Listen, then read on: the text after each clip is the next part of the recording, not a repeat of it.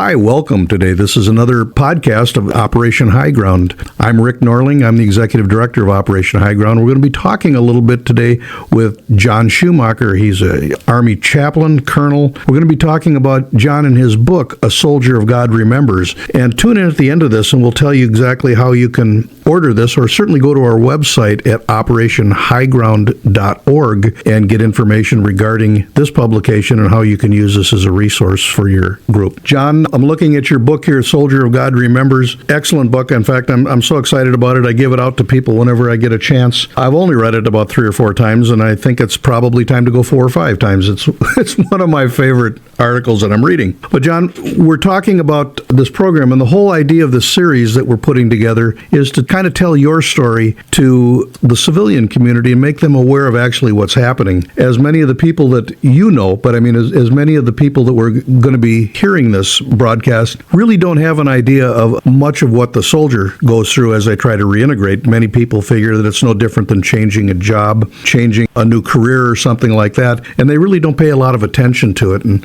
due to a lot of the problems that we're dealing with in today's society, certainly the suicide and the homelessness are big issues. The suicide, the most prevalent. You know, we'd like to address a couple of those things. And as a chaplain, a high-ranking officer, and certainly a doctor, and I might add, the executive endorser for Grace Brethren, you've seen a lot of these issues. You've talked to a lot of these soldiers, and you've also talked to a lot of the chaplains. And we feel that you have a better finger on the pulse of what's happening than many people do. So great to have you here, John. You're welcome. My pleasure. First and foremost, oftentimes, what does a veteran face as they're heading home, as they're coming back into old society, which is really a new society to them? Well, I think what happens is when you are gone from your culture, from your family, from your value system, from your language, in fact, an entire year, that returning back home as though you were just gone for a week or something on vacation is clearly a misunderstanding of what goes through the mind of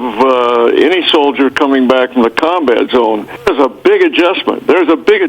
And there is the temptation to just let your hair down and live wild. There's the temptation to alienate yourself from people because you think, well, they don't understand. Why should I talk to them? There's a getting to know your family again, getting to know your kids again. Some guys had babies born while they were in combat. They come back to a child that is afraid of them, and you look forward to commercials on TV because you haven't seen them for a whole year, and it reminds you that you're back home again. In your opinion, does society have a responsibility for these issues experienced by our veterans? Everything looks the same in a way when you come back. People speak a language that you can understand. You understand the culture, but you know that these people that you're talking to really don't have a clue about what you have just been through, and that you're trying to act natural, you're trying to act like you got it together and you're home now and everything's going to be okay. But it's the lack of understanding, I think, on the people around you, and it's no fault of their own. They just don't know what you've been through. But what you personally experienced, you know they don't know, and so sometimes it's kind of hard to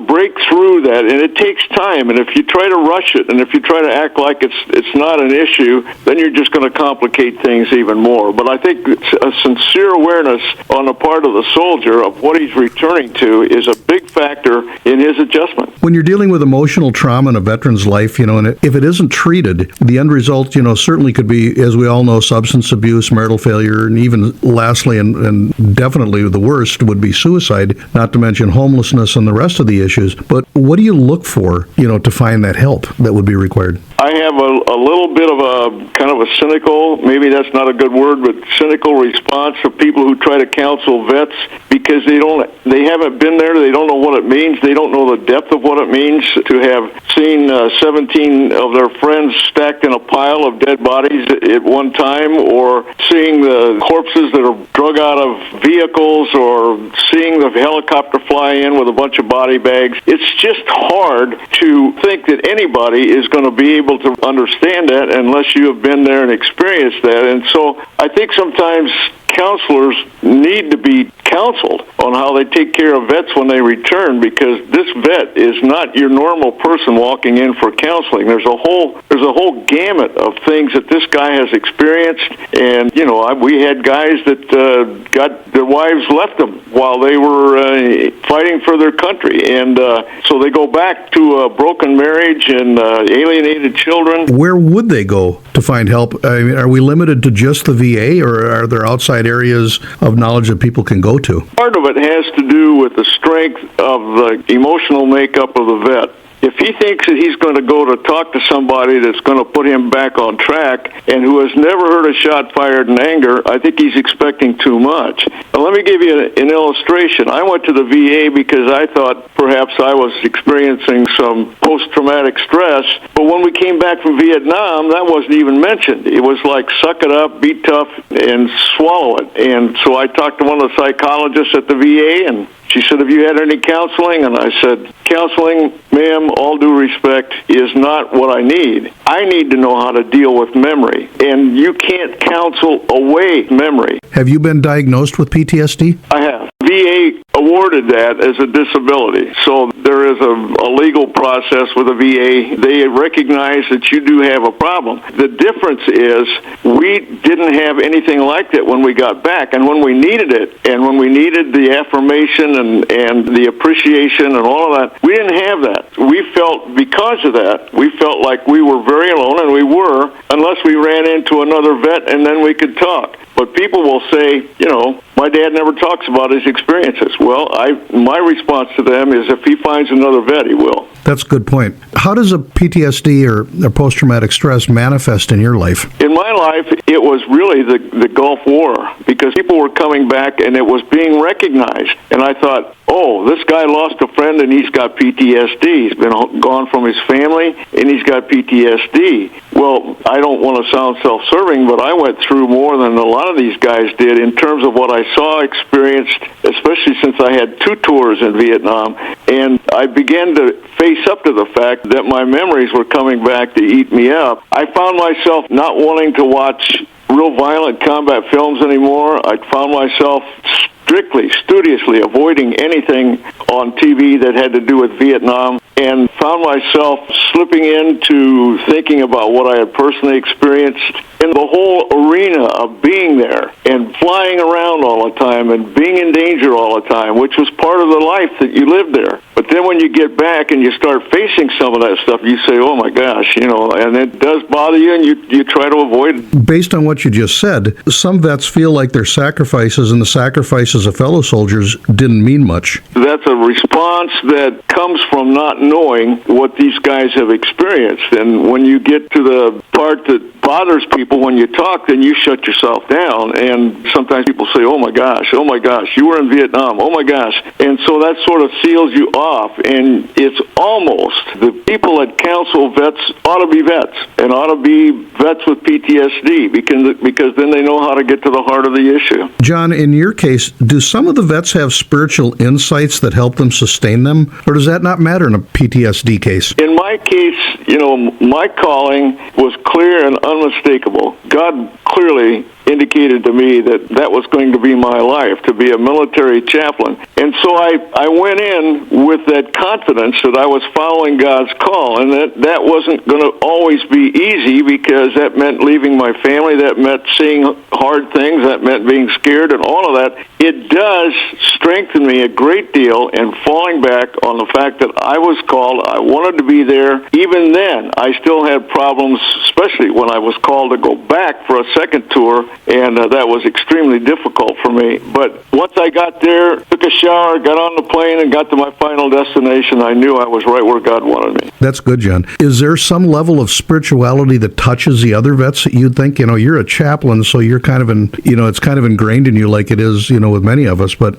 somebody that just sees battle, is there a spiritual awareness that you can use to touch them, or that they're aware of during this time? Absolutely. And that comes out when they talk to you. If a soldier begins to trust his chaplain, then he'll begin to bare his heart, and then you'll pick up on all kinds of clues of what he's dealing with, and that gives you an opportunity to minister to him, to pray with him. And I will tell you that a chaplain's presence, even on missions, makes all the difference in the world. When they look up and see the chaplain is out there with them too, it makes a huge difference. And they are ready to, on a quiet evening when you've bivouacked in an area and you've set up your perimeter and you're wandering around talking to people, that's when things begin to come out and people begin to open up their hearts, and they want somebody to talk to who understands. And a chaplain who is willing to be with the troops in the toughest of times and not stay back in the camp and play safe will have a much more effective ministry in the combat zone. And I realize that from reading your book, John. I understand that you were in the Khartoum province and you were out in the bush with these guys. You weren't sitting behind a pulpit. I had 2 tours. First one was a combat unit, and I went with them on their missions. The second one was with American advisors, and I went to where they were in the little camps scattered all over Khartoum. I was there with the Special Forces guys. I did ministry with them. I did ministry with the American advisory team, and I made it a policy that I was in my office less than half of my time. The rest of the time I was on the road. I was grabbing a bag of a sleeping bag and a pillow and my toiletries, and I was ready to go out and spend the night with these guys and have a service with them. And it was amazing to me when I did these services how many of the troops in that area would come, and it didn't matter what faith they had grown up with. They just wanted to be with the chaplain and be with their friends and feel the presence of God as we tried to make it happen for them. With your experience of ministry to ministry, how do you start a ministry to the veterans or their families with all that's happening? I realize from what your answer previously, you said that it certainly is an understanding, and that's kind of what we're trying to address here, is we're trying to build an understanding so that the church, the civilian community will be able to understand how to reach out to a veteran and their families. And we don't mean to minimize, because I know that your wife struggled on the home front for quite a bit too, and it was hard for, with children at home, that was hard not to have you around when you were deployed. Yeah. Is there a special way that we can learn to do an outreach to these families? One approach to veterans is to say, thank you for your service. That always means a lot. And people that you've never seen in your life, but you know who they are because they wear those ball caps.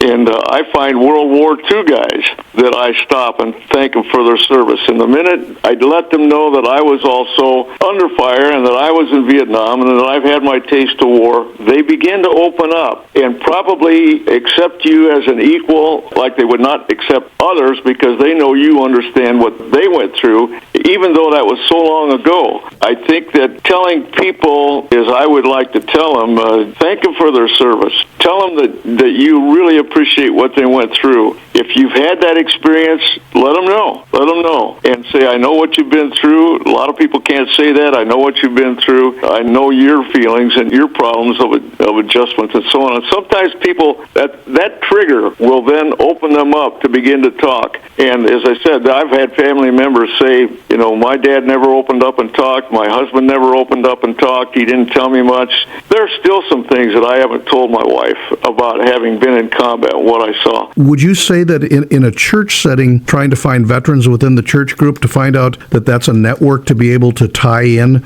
that would open up to a returning vet because it takes one to know one type of attitude? Oh, absolutely. Combat is combat. I don't care what the title is of the place you were, but it is the same. They've experienced, we vets who have been through that kind of thing know that we have so much in common no matter what the geography, no matter what you call the conflict. You don't see as many Korean vets anymore because they're a dying breed. Actually, the Vietnam vets are a dying breed. But in my case, because of the church I go to, people know I'm a vet. And once in a while, somebody will thank me, and then it gives me a chance, especially if it's a guy, I will say, have you ever been in the military? I start out as easy as I can. Have you been in the military? Well, yeah, I was in for 3 years. Well, where were you? Because I can tell the era is probably, if they're vets, they're Vietnam vets. The younger ones, of course, are Afghan and Iraqi vets. But once you have that connection, once that chemistry kicks in, things will begin to happen, and you will have a good conversation. And recently, one of the wives came with her husband when we were talking and started talking to Martha, and she said, I know these two guys are going to tell war stories, so I came over so you'd have somebody to talk to. Because of what the military was like during the Vietnam era, it was basically guys, men. I've run into a couple of nurses that served in Vietnam. It's the kind of thing that guys need at times to talk about. A church setting is a good setting, and I've had people walk by me in church and identify themselves, and I've had the opportunity then to talk to them, to hear them out, and I think that all of that is part, maybe a small part, but it's part of the healing process. There's a lot of things that feed into the healing process. Well, some people say that the post-traumatic stress, on an average, doesn't hit until about 5 years later when the person gets exhausted from hiding it. Are there signs to look for that would indicate a person needs help, in your opinion, or in your experience? I would say that some of the signs with these guys are noticed in a collective way by members of the family, by people they work with, and I would also say to be careful that you can blame everything on being in combat, because there are other issues that lead to suicide among vets other than the fact that they are a vet or that they saw some bad things. If there is a cushion around them by their families, by their friends, I don't think that's going to happen. But if they're drinking heavily and they're blaming Vietnam for it, then they are setting themselves up to get so low that they don't have anywhere to turn, and so they do. Or if they go through a marriage breakup, if they go through being fired on a job. I taught suicide prevention when I was command chaplain in Alaska, and suicide is not always the fault of the military. I really appreciate that. That's the kind of information that we need, and that's the kind of information that the public needs so they can be aware and do their share. There are things, John, that are out there, and like you said, it's not always a military's fault. And again, I stand on the fact that it's a societal issue where we actually need to be in a position where we can take our role, take the baton, and go to the next level and do what we can to help these people that have laid down so much for us that we're reaping the rewards of what they've done. If the guy was a vet, you also hear in the same sentence, this guy was a veteran, as though being a veteran caused his suicide. That is not accurate, and that leads people to the wrong conclusion, and that leads people to want to say, well, it's all because of his military experience. Often it is not. That may be a part of it, but it's not as big a part as people make it out to be, I don't think. Again, this has been an Operation High Ground podcast. This is Rick Norling. We thank you for listening to this and being a part of this. You can contact us at operationhighground.org.